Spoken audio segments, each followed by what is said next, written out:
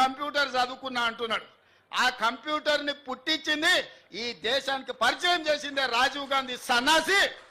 లేకపోతే ఇక్కడనే ఎక్కడనో గుంటూరులో ఇడ్లీ కూడా అమ్ముకుంటూ తిరిగేటోనివి. ఎందుకంటే ఆడికి చదువుకుంటానికి పోయినావు కదా, నువ్వు ఆన్నే ఇడ్లీ కూడా అమ్ముకొని బతికేటోనివి.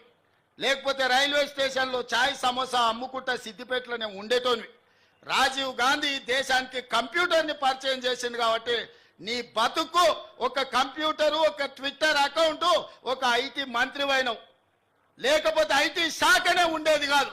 రాజీవ్ గాంధీ గారు ఐటీ రంగాన్ని ఈ దేశానికి పరిచయం చేసిండు కాబట్టి ఆ సన్నాసి ఐటీ శాఖకు మంత్రి అయిండు.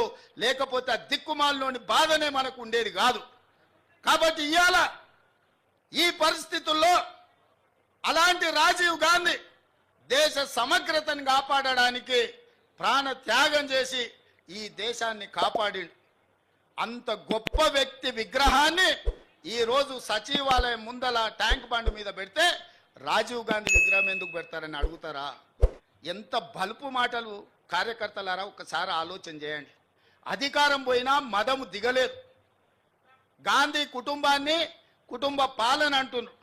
ఆ సన్నాసులకు చెప్పండి, రాజీవ్ గాంధీ గారు ప్రధానమంత్రిగా చనిపోయిన తర్వాత దాదాపుగా 15-20 ఏళ్ళు కాంగ్రెస్ అధికారంలో ఉంది. సోనియా గాంధీ గారు ఏ పదవి తీసుకోలే, కేంద్ర మంత్రి పదవి తీసుకోలే, ప్రధానమంత్రి పదవి తీసుకోలే.